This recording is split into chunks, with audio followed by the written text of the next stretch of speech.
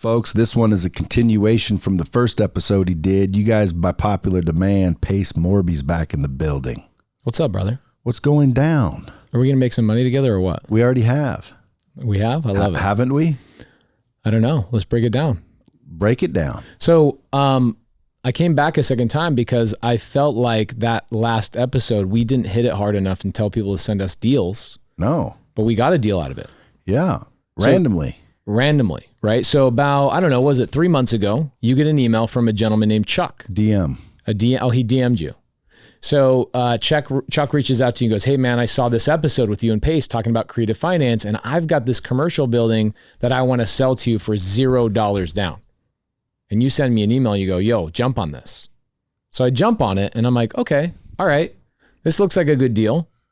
And I want to break down how I looked at this deal and why I think it is a good deal for us. But more importantly, I want to talk about how we can do more of these together. With the Bomb Squad. With the Bomb Squad. So if you're listening, folks, you can make some dough.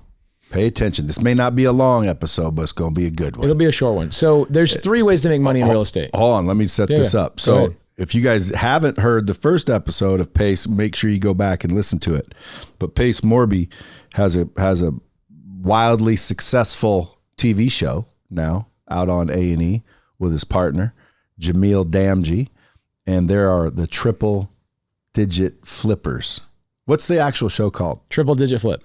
Triple Digit Flip on A&E, gaining mass appeal to the masses. Why? Because you guys are funny some bitches. Jamil's funny as hell. And then my wife is on there. His sister Rahim is on there. And we just show people what we do. And we break it down simple. Now, if someone watches that show, could they pick up how to do it? Yes. That was the big thing for us, is that we went to A&E, or A&E came to us and we said, look, if we're going to do a show, we don't want to do that bullshit where like all of a sudden the house comes out of nowhere and nobody knows where the house came from and what the numbers are and how you break it down and how you actually make money.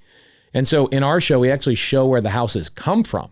The stories of the sellers that bring the deals to the table, and people go, oh my gosh, I now know the seed that was planted that ultimately brought the fruit. Yeah. Instead of the fruit just going, yeah, we made $200,000 on this house. You're like, okay. So it's like flipping entertainment. Yes, absolutely. Go to A&E to watch that. You guys can also follow him at Pace Moby. Most people are streaming it on Hulu or YouTube TV. Okay. Yeah. You can go to A&E as well. I don't even know where you find A&E anymore. Netflix? Not many people do. Hulu or YouTube TV. Where do you find it on? Netflix? A&E? A&E's got an app. Oh, that's so good. Hey, you can also go to pacemorby.com or sub2, like subject2, subto.com. Yeah, or like, find him on social. The deal we're doing, baby. Or find him on social at Pace Moby. But anyway, so he came here. We were shooting the shit. I had not done a lot of sub2. I haven't been involved in real estate, even though I hung out with Grant. I should be a freaking apartment extraordinaire by now. Yeah, you should have 10,000 Well, I wasn't listening to him. I was worried more about freaking other things like a dumbass. But you always wise up eventually. Yeah. And so when I started talking to you on our last episode, I'm like, dude, this is like legit. And I barely mentioned anything, but I think I joked like, hey, if anybody has a deal. And dude, deals did come in from the listeners and people are making money now. So I'm glad you're back so people can have another opportunity to make some real fucking money. Yeah. Because that's what I'm about too. I'm about helping other people get out of the rat race. Yeah. I call it get out of the rat race. If you guys start hearing anybody hashtag get out of the rat race, that's mine, bitches. Don't steal it. Because, dude, how many people want to get out of the rat race? Everybody. And I'm telling you right now, if somebody just listened to this episode and said, fuck it, I'm following Pace and Jamil right now, and I'm going to do everything they tell me to do. Dude, within a couple years, max, they'd be out of the rat race. It's a couple years, yeah. Max. Yeah. Like, dude, there's people that could do it quicker. Well, if you think about it, what's the average household income? You know what it is? 62,000. 60. I just looked it up a couple of days ago. $68,000 household combined income. Yeah. $68,000 as an individual, it's like 50, that. maybe 50, right? Because usually it's like a second income that's in the house that equates to $68,000. You do a couple of deals that you hold. Now, Jamil's strategy is not my strategy, right? That's why it's kind of yin and yang, and it's great for him and I to gel with each other. But there's only 3 ways to make money in real estate. Only 3 ways. It's either you're wholesaling. Okay, and you can wholesale cash deals or you can wholesale creative finance deals. Like this subject to deal I'm about to break down for the audience. If I wanted to, you and I could take this deal and I could assign it for $100,000. You and I could split 50-50, okay? You'd make a 50,000, I'd make 50,000 bucks. But I don't want to do that. Okay. Because the other two ways to make money in real estate is fixing and flipping or developing, right? You get a piece of dirt, you build it up, you sell it to another client. Okay. You're not holding it, which is the third thing. The third thing is holding property. Those are the only three ways to make money in real estate. Now, some people go, well, what about being a real estate agent? Well, you're not making money in real estate. You're a service provider. Yeah. You're working for the person who's making the money in real estate. Yeah. Technically. Yeah. Right. So but there's some realtors out there that would argue that. Those are agent investors. Those are different. Or well, that would mean them different. But the agents I'm talking about are the ones that are making millions just strictly selling houses because of their But TV they're not shows. selling their houses. They're selling somebody else's real estate, right? They're a service provider. So, which I'm not that is breaking a service, down. but they're still making millions. They're making a lot of money. I'm just saying there's only three ways as a real estate investor to make money in real estate. Wholesaling real estate, which is Jamil, developing, which is fixing and flipping or building something, and three, holding it. Okay. So when a subject to deal comes my way, that's the first thing I look at is holding it. And the reason why is because as you make a shit ton of money, you're not really worried so much about making a lot of money. You're really starting to worry about keeping your money, right? Brad, like you had a tax bill this year, I imagine? Sure. I didn't. I make millions. No, I probably don't make as much money as you do. Well, it's probably because you have all that depreciation. I have depreciation. Does that building have depreciation for Hell us? yes, this building has depreciation. And do I get some of that You depreciation? get half of it. Sweet. Right. So here, let me break this down for you. Okay. So Jamil and I, this deal comes in. I call Jamil and I go, hey, Brad just sent me over a lead. I talked to Chuck, the seller, sweetest guy in the world, owns a distillery. So let's talk about why does Chuck want to sell his property? Because if you're new to real estate and you see these deals, people making 50 grand, 100 grand, you're like, why doesn't the seller just do it themselves? You ever have those questions? Yeah. It's like, what the hell? Rule number 2 in creative finance. Okay. Rule number 2 in creative finance, never put your brain in the seller's head because you have your experience. Bro, you just bought a Ferrari F8. Dude, it's just a the different same thing world. with foreclosures though. Like how can someone with equity ever get foreclosed on, but it happens? It happens all the time. Like how? Like you got equity in the house, dipshit. If you sat down with the people, because I used to sit down and go to these appointments. I used to take my son Asher on these appointments, and my son would go, man, these people literally can't tie their shoes. How did they ever get a mortgage in the first place? Right? There's a lot of people that just have got put in bad situations by bad decision making. Yeah. That's it. They make bad decisions. They can't get themselves out. Even if they have equity, they're like, I don't even want to deal with it. In fact, I want all those people to call me, right? Call us, 100%. correct? That's my point. Like, dude, if you have equity and you're getting foreclosed on, you have no way out, call Bradley. Hit me in the DMs. I'm going to freaking funnel your ass right over to these guys. Well, check this out. I don't know if you can hear this okay. I'm going to tell you something. I told Sandra and Tracy this last week. I'm on my way to work, and I said, God, I don't know what I'm doing. I need help. Can you help me? And I mean it. Not even a minute later, I get the first text from Tracy. Okay, so Tracy's on my team. She sends a text message to a guy who is in foreclosure. I get him under contract Wednesday of this week. Save his ass out of foreclosure. Bro, he says, I prayed to God that you would take my house, and you text me a minute later. And people are running around like there's no real estate deals out there. And we've got people praying to God for us to take them. It's because we know where to look, right? And so we actually bought this house subject to. It's in Phoenix. We bought that house subject to. You buy them all subject to, don't you? I don't buy them all subject to. I wholesale and we fix and flip on the TV show. I wholesale, but my passion is creative finance because I can solve problems that other people can't solve. And it's just fun. It's fun as shit. It's almost dude. like a puzzle. It's like a Rubik's Cube. It is a puzzle. So here's the deal with Chuck. Okay, Chuck, smart guy, owns a distillery. Actually, the number 1 distillery in Georgia. He's been rated like this is a smart guy. The problem with the distiller is, guess what he's got? He's got employees, overhead. He's got growth that he's trying to double down, triple down. Do you think he's really focused on this building that he owns? No. Hell no. In fact, brother, It's probably a nuisance. it's a nuisance. It's a problem. Okay, so Jamil and I called Jamil. I go, hey, you want to go do a meetup in Atlanta? Anytime we fly around, we're always like, let's go meet with our students, shake hands, all that kind of stuff. So we do a meetup in Atlanta. Next morning, we drive up an hour and a half. We go see this building in Dalton, Georgia. Okay, Dalton, Georgia, Jamil mentioned on his episode of Dropping Bombs is where Shea Carpet, Mohawk, and all these big companies manufacture. Cool little town or no? It's a kick-ass little town, yeah. Tons of tons and tons and tons of blue collar. And they have hundreds of thousands of jobs just right in that industry. We go up there, we tour the building, and I'm like, man, it's vacant. Right now, the property is vacant, but it's got 7 or 8 buildings all attached to it. How many square feet? Oh, what would you say? 30,000? It was huge, dude. Massive, 30, bro. Maybe 40,000 square feet is fucking big. Massive. Big old some bitch. Big old. It's like 8 structures. 8 structures. So Chuck's biggest problem is he's like, man, I'm trying to focus on my distillery. I hear this episode with you and Brad, and I hear, man, I have a $1.2 million loan on this property with the SBA, right? Small Business Association. So I have this loan, and my loan is $8,000 a month. He goes, I've been paying that $8,000 a month, and every single month I go, I need to go get that rented out. I need to go get that rented out. I need to go get that rented out. But guess what? You get home from work, you got a wife, you got kids, you got all this stuff going on. You push it back, you push it back, you push it back. Then he hears an episode of Dropping Bombs, and he goes, this is a great way for me to offload this burden and give it to somebody who actually knows what to do with it. Okay. So this is what we do. We call a couple of real estate agents in the area that know how to lease out buildings like this. That's their expertise. I'm not a Dalton, Georgia expert. I've never done a deal in Dalton, Georgia. So we go up there, we tour the building, we bring our agents, and our agents are like, you can rent this out for like $21,000, $22,000 a month. That pays the $8,000 mortgage. You've got a roughly $12,000 to $14,000 spread after some things. You're netting probably $8,000 a month on this property. I'm like, done. Let's do it. So I enlist an agent named Julian, is his name, expert in that market, has tons of deals he's doing, land deals, wholesale, fixing and flipping, apartment complexes, all that stuff. I go, here's the thing, Julian, I not only want to buy this property, I'm partnering with Brad Lee on this, but I want to buy some apartment complexes in here.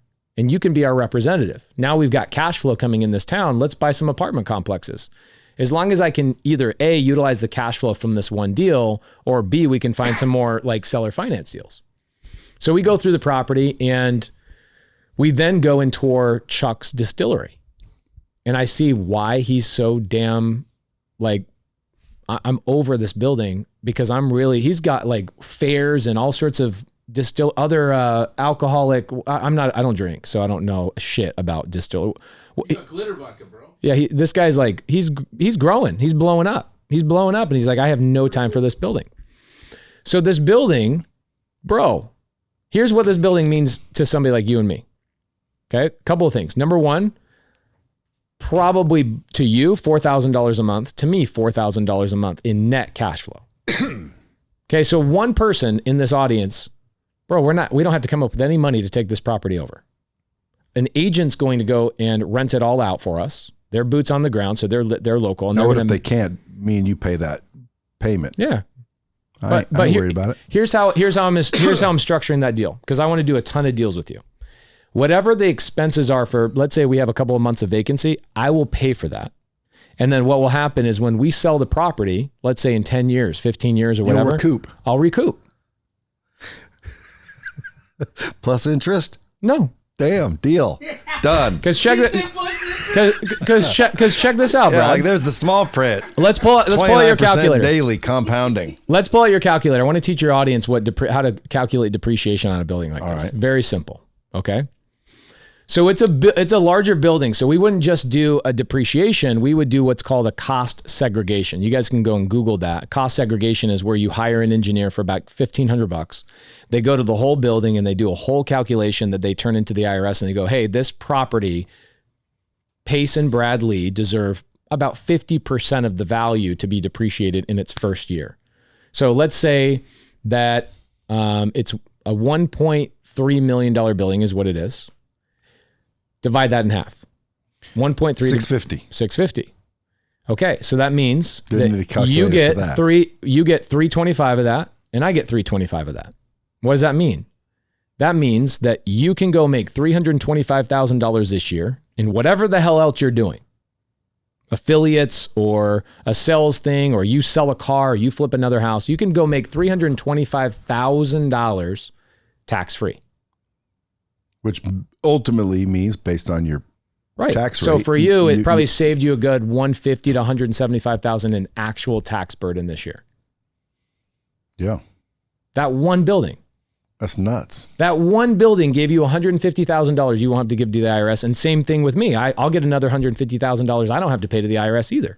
Now, and not to sound greedy, because I'm glad that I did it with you, but I could have done that myself if I knew what the fuck I was doing. You could have done that yourself. If I knew what I was doing, all that could have been mine. Here's what I did, Brad, that you didn't do. I called 17 agents. And I wouldn't have known to do. You wouldn't have known to do. Right. I called 17 agents. How many of them called me back? Probably one. One.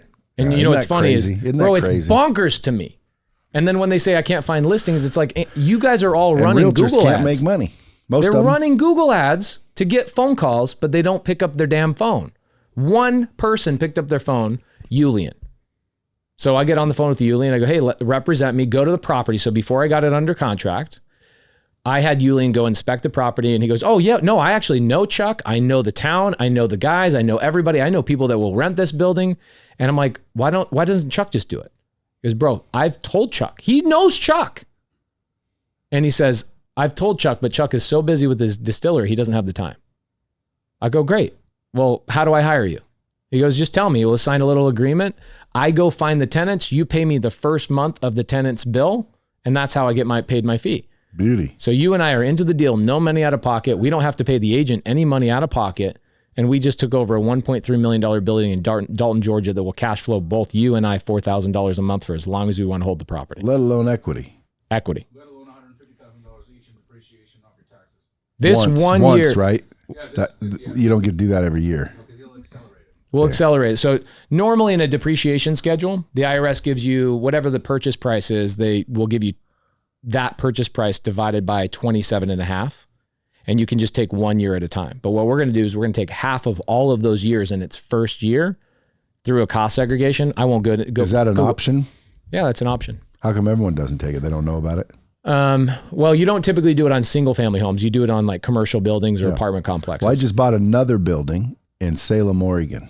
Okay. And are you doing a cost seg on that?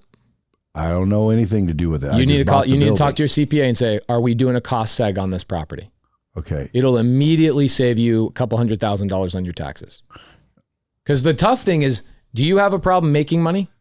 No. No, and I don't have a problem making money either. The problem we have at our level is keeping our money away from the IRS. I bought the land and the building. Yeah, then you should. The business that houses it, and now the business is renting from the building. Why didn't we do that deal together? Well, because it was before I met you. Okay, so now every deal you do, I get to be involved? I would freaking get you guys involved for sure. Again, dude, like I'll start, bringing the deals.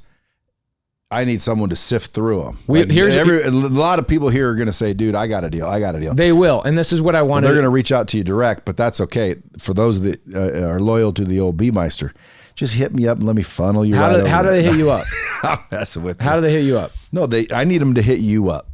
Okay. I need them to hit you up if they're listening to this. Okay, so this is your episode. Okay, so if you're a real estate agent and you have a house that's ugly, you get a call from a seller and the seller says, hey, I'm ready to sell my house. Come and, look at my property. Tell me what you can sell it for.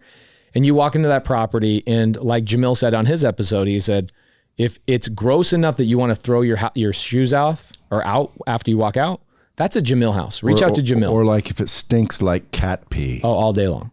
That's a wholesale deal all day long. One time I walked into a house. I'm telling you, they were showing the house. It was empty, supposedly clean. You walk in. Oh, yeah. You couldn't even breathe. Ammonia. And it turned out there was like 20 cats living in the house. Bro, that's what we live. We go see 15 of those houses a week. So that's a Jamil house. That's a Jamil house. That's a wholesale deal. Now I do wholesale, but he's the godfather of wholesale. So send that to him. What I want the deals where people don't have any equity and they're like, take my property. That's what I want. Like they're just, hey, I just don't want to be liable for this anymore. Right. I'm done. Right. Like this guy that says, I'm done with the property. I prayed to God, please let me find somebody who will take this property from me. Okay. Okay. So, or you have a seller that wants too much money.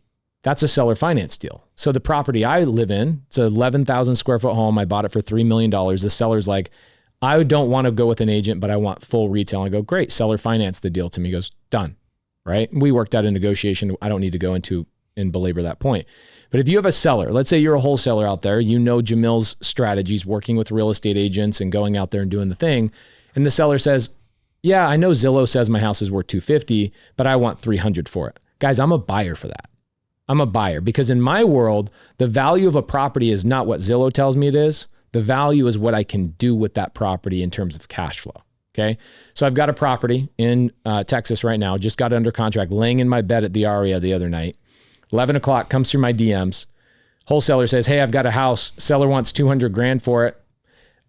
It's probably worth 170. It's in Texas. You know, Texas is like cheaper there in Texas. It's probably valued at 170. They want 200. I go, great. Will they seller finance? He goes, I don't know. I go, get me on the phone. Get on the phone with the seller. Seller says, yeah, I'll seller finance. What do you want to do? I go, I want 0 down, 0% interest for 30 years. And they go, we'll do it for 15. I go, great. We'll do it for 15. So here's what I did with that property. I took 0 down, 0% interest. I turned around. I put it on Craigslist this morning, Craigslist. And I marketed on Craigslist as I said, $30,000 down, 7% interest. I will seller finance you. And I'm getting blown up in my emails right now. People saying, I want that property. I want that property. I want that property. So there's 1,000 different things you can do with these properties. Yeah. And by the way, everyone listening can go learn how to do that too, because that's what you teach as well, right? Yeah, that's what I teach. But forget about learning from me. So Send me the damn deals. Yeah. So I got 2 things to ask you. So I have a house in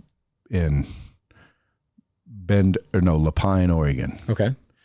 Just got an appraisal. It's 320 appraisal. It's a little, I think it's even a double wide on a 1 acre slab in Lapine, Oregon. Beautiful country, by the way. Yeah. But I own it free and clear. What do I do with it? You? Yeah. How did you get it? Inheritance. You got an inheritance. Okay, great. So a guy like you that's busy, I doubt you want to manage that property. I do not. Okay, so what you would normally do is you would seller finance that. Okay, so you become the bank. So you go out on Craigslist or Facebook. But I want the 320,000. Like right now? Why wouldn't I? Because if you have $320,000, what are you going to do with $320,000? Myself personally? Yeah, you ain't going to do shit with that. I'd probably put it in tax liens or. Okay, you could make way more money bearing interest on that 320 and seller financing that to somebody else that moves in there and you be the bank. So let's say 320, you got appraised at 320. Here's what's great about seller finance. You can go and sell that to somebody for 379 and say, I as the seller will finance you at 379. You give me 25 grand down as security and I'll give it to you at 6.5% interest or 7.5% interest. Do you quick claim it into their names? Yep. Well, you don't do a quick claim. You actually go through title and you give them a warranty deed is what it's called. So quick claim deed. So technically they would own it. They would be the owner. You would be the bank. But if they default, you take it back. There you go. So what if they destroy it, pour cement down the toilets and stupid shit? No, that's happened. It does happen. Then what happens? You go and fix it and do it again. So you just get dinged a little bit. You get dinged a little bit. Yeah. Okay. Another one. Someone calls up, says beautiful home in Palm Springs. You might even recognize I would this. never get rid of that property. Well, I know, but this is a real property right now. Okay. I think she even mentioned our episode, or maybe she's a student of yours. I don't know. But she asked me, and I'm like, well, first I'm thinking, why isn't she calling you? Why is she calling me with this? Because you're way better looking, dude. Well, she called me with it. I can look up the DM, and I said, well, what are the terms? Apparently, it's a house that comps in the neighborhood are going for 8 or 9 million. Mm-hmm. This one, the guy will sell for 4 million, or the lady will sell for 4 million. Interesting. She'll do seller financing, and I said, well, what are the terms? She said 1.9 million down to get her out. Not a deal. Yeah, and I'm thinking, well, fuck, see, this doesn't work. Not a deal. Where's the 000 deal? Well, they're not all 000 deals, but that, bro, 50% down. I can go to a bank and get a 30% down deal, right? Why would I do that deal with her? Doesn't make any sense. And the thing for me too is that every time I buy a house, I want to use as. That's probably why she didn't go to you, because she already knows. She knows my formula. A dumb deal. Yeah, because you got money. Well, I was thinking, you got that Ferrari, dog. People think you got a 1.9 laying around. Well, I was thinking to myself, I was going to send it to you. I would have here's what I would have done, Brad. I would have gotten on the phone with the seller. And so here's what I would tell your audience. Should we DM her right now? Yeah, let's DM her. Yeah. Make this deal happen. Come back for a third episode. Yeah, let's do it. The thing is, if you have an audience that is talking to sellers who want too much money, The big thing that you can do with me is say, Pace, will you call this seller and actually negotiate with them? Because what's happening is she doesn't know what to say to that seller to negotiate that down. I've gotten a lot of sellers. What's my favorite house I own? So many of them. Like which one? The one in Atlanta. Atlanta. My favorite house I own right now is in Atlanta. It's in like downtown Atlanta. Ansley Park. There you go. I love that house. Why? It's 8-bed, 5-bath, makes a ton of money. I bought it on seller finance. The seller, it's on a creek. Damn, it's like a romance. It's like out of some movie type of thing. And the seller, Jillian, we talked about this last time on the last episode, but Jillian wanted too much money down, and she wanted too much money as a percentage. And so I just negotiated her down and got a sweet deal. So you just negotiate. Yeah. I mean, you know a thing or two about sales. Yeah. I mean, but you'd think, somebody would say, I just want my money. I just want my money. Like, I don't want no down payment bullshit. No, not at all. They want a lot of these homeowners that have houses paid off, Brad, like that house in Oregon. Here's the thing is, where else are you going to put that $320,000 that's as secure as real estate? And something that you can actually make that kind of interest on? Nowhere. There's nothing more secure than real estate. So for you, in fact, Brad, you should seller finance that deal in Oregon to me. Seller finance? Yeah, why not? You don't want to do anything with that property, do you? I was going to turn it into an Airbnb. Is it in an area that you can drive traffic? That's what I hear. Okay. So here's the thing is that if you have an audience that has a property that they're curious, is this thing going to cash flow on an Airbnb? How do we verify that? Good question. Great website. Look it up. airdna.co. So you can see what an Airbnb. Did you find her? Yep. Let's call her. Well, it's just a DM. I don't want her to necessarily have my number. No, call her from the DM. You can call her from there. You can? Yeah. You can call from a DM? Yeah. No, you can't. You can call inside the Instagram DMs, yeah. Can you? Mm-hmm. This place is awesome. I wish you could see it, but because you would make income cash flow. One just leased for $23,000 a month. What's her name? I can then send the videos. This lady? Yeah. Marlene Quiros. Yeah, there she is. She has a white shirt with red letters on it. Yep. How do you call her? Let's see. I never knew you could call inside DMs.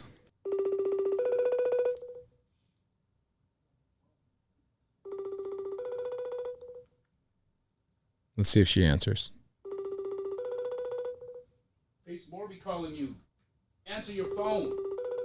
Marlene, we're trying to do a deal with you right now through Instagram, and we ain't getting you to answer the phone. Come on.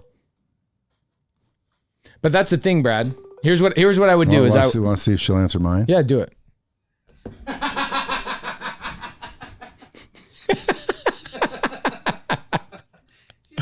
Just hit the camera? Yeah, hit the camera in the upper right, yeah.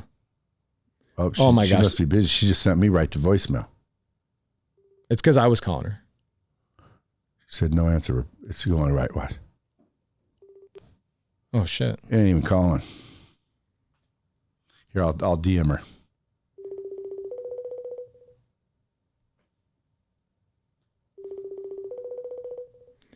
Come on, Marlene. We're trying to make some money.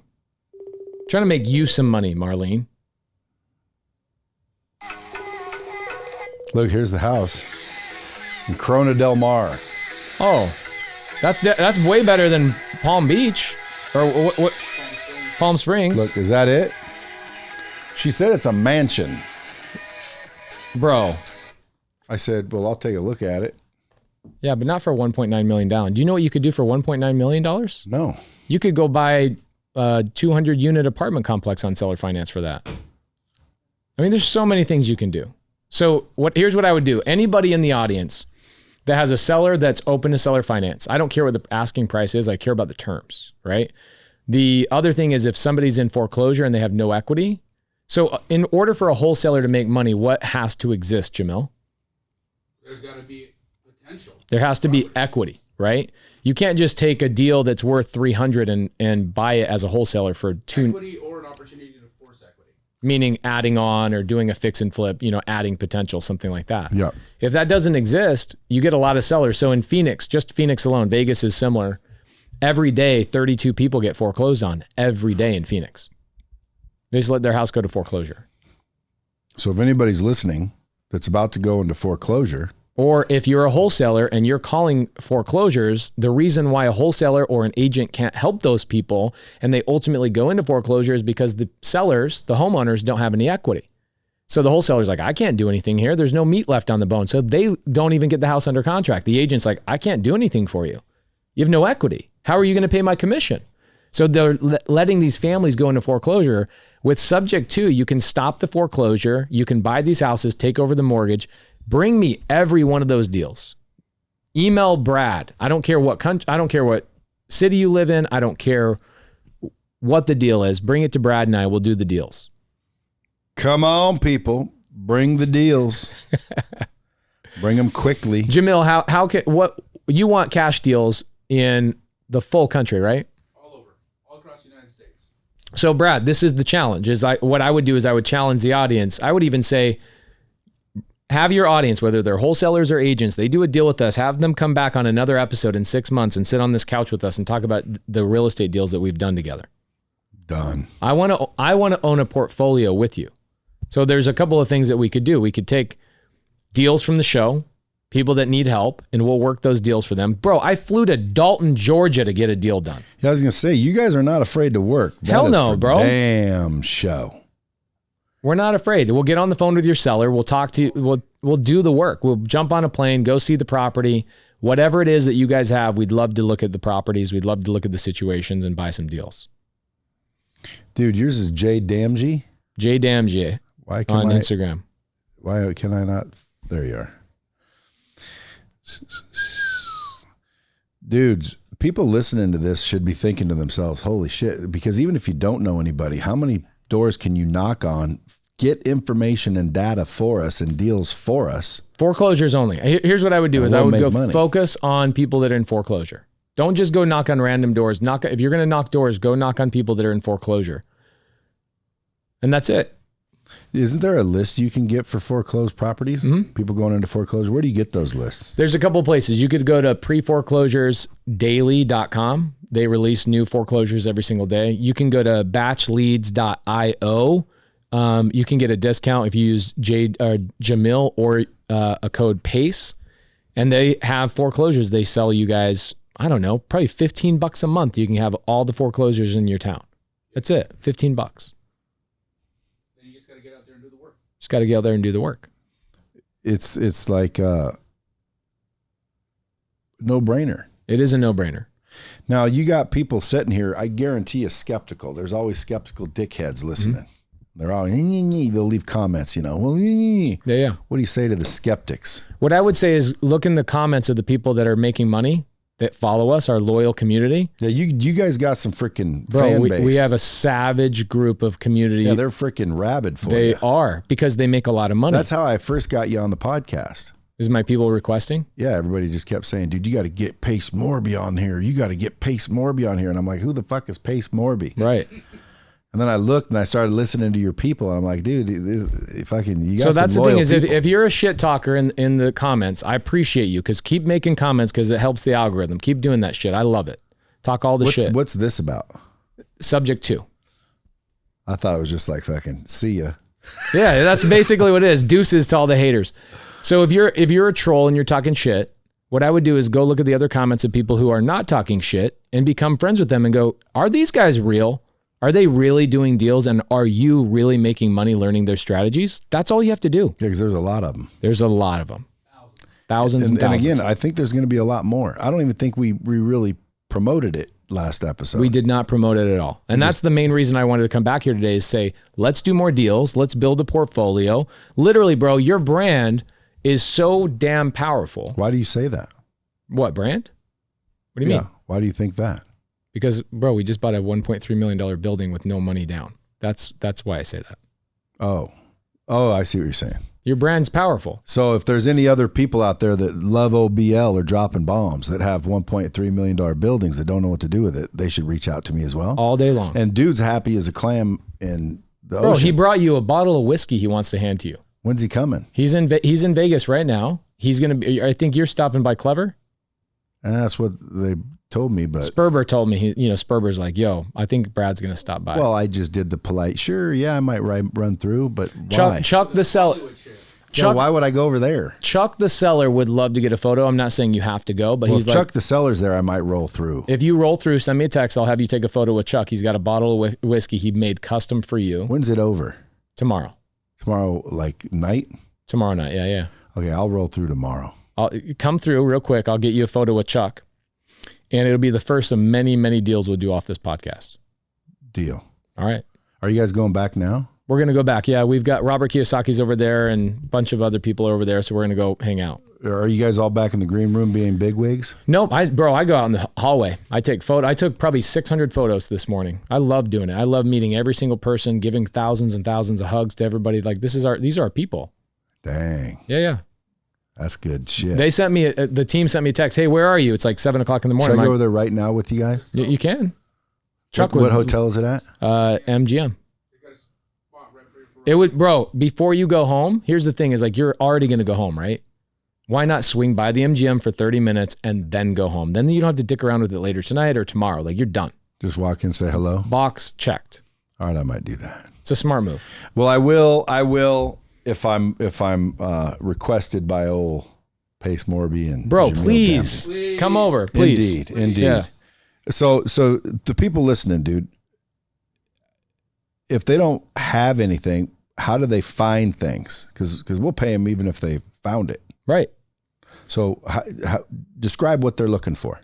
You're looking for problems. Okay. Every single seller that I buy a house from has a problem. Every single one of them. Foreclosure is the easiest foreclosure is publicly known. So if someone's losing their house and it's going into foreclosure, DM me with the word foreclosure so I can help your friend out say and 911. maybe make you some money. If you're the one with the foreclosure, hit me in the DM. You're probably not going to have anybody in your audience that's in foreclosure, but You never you're know, going to dude. have a lot of real estate investors that are out there calling foreclosures. And if somebody does not have equity, I want a foreclosure that has no equity. Bradley and I will buy it subject to, we'll build our portfolio together. Or shitball houses. Yep. Jamil's shitball. Or, hey, and by the way, or if anybody wants to learn how to do this on their own, they will teach you how to do it. They've got Zoom calls. You We'll guys teach you how to do it by you selling us deals. Let's freaking go. Come on. Sell us deals. And fucking the money's right there. The money's right there. Jamil will fund you. He'll make you legit. So when you're knocking on a door, you don't seem like a freaking scam artist. Right. You're not a scam artist. Yeah. Right. You have Well, money dude, back in I've met people that told me their story, dude, and they went and knocked on a door and said, I'll I'm a buy your cash house. buyer. See, you did something they didn't say. You went and figured out what it was worth before they did it. They just got the person to agree, and then they thought to themselves, they got 30 days to find a buyer for that house. So they took that thing and they ran around and tried to find a buyer for it. And worst case scenario, if they didn't, they'd go back and say, I didn't, I couldn't, sorry, and to me, that was wholesaling. And I thought to myself, that's still pretty fucking smart. Yeah. If you can find the inventory, if you can find the distressed people. Because like I said, if I've got equity in my house, I'm not letting it foreclose. I'll get the equity out. There's 800 people right now in Vegas that are going to lose their home this month. 800. And if In we can get the foreclosure. list, how come no one's calling them? They do. But they're not legitimate. They're like so new and they need help. They need resources. So they'll call them. Again, Jamil said on his episode, he said, the deal is not in the high. The deal is in the high again. Yeah, that's right. I like that. What we've learned is 70% of our real estate transactions come from 13 follow-ups or more. Boom. And so what most people do is they stop after the second time. They go, oh, they told me no. Bro, come on. This is sales. People only want to do business with people who are legitimate and are consistent. If you're not willing to follow up with the seller, you don't deserve to get that house. Folks, that's all you need to hear around these bitches. Go to pacemorby.com, sub2.com, or follow him at Pace Moby. You can also follow Jamil Damji at JDamji. What's your Kegel? What is it called? What was it called? What was it called? Keegly. Keegly.com. Yeah. Folks, reach out to these some bitches or reach out to me. Quit making excuses. Appreciate you coming in. We got to go. Till next time, kids, keep it real. Dropping bombs with the real Bradley. Subscribe now.